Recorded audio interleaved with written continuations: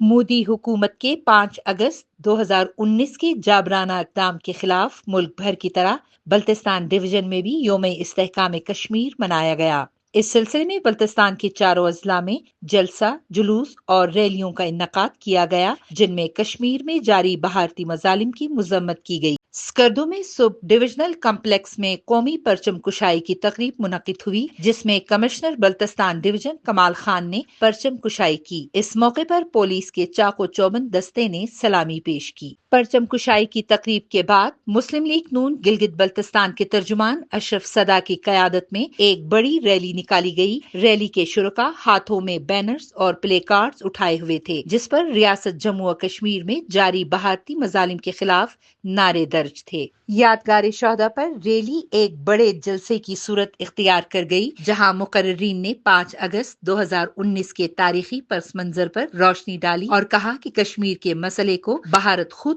اقوام متحدہ لے کر گیا اور اب اقوام متحدہ کی قراردادوں کی خلاف ورزی کر رہا ہے۔ سینئر صحافی و تجزیہ نگار محمد قاسم نسیم نے اپنی تقریر میں کہا کہ بھارت نے اپنے ہی آئین کے آرٹیکل 370 اور 35A کا خاتمہ کر کے بین الاقوامی قوانین کی سنگین خلاف ورزی کی ہے۔ عالمی برادری کو بھارت کے اس غیر قانونی اقدام کا نوٹس لینا ہوگا۔ انہوں نے کہا کہ پاکستان نے ہمیشہ مسئلہ کشمیر کو اقوام متحدہ کے قراردادوں کی روشنی میں حل کرنے کا مطالبہ کیا ہے۔ ہماری جانب سے کشمیری عوام کی سیاسی اور اخلاقی تائید و حمایت کا سلسلہ اس مسئلے کے حل تک جاری رہے گا۔ اس موقع پر کشمیری عوام سے اظہار یکجہتی کے لیے 1 منٹ کی خاموشی اختیار کی گئی۔ کوثر پروین، سیاچن ٹائمز، سکردو۔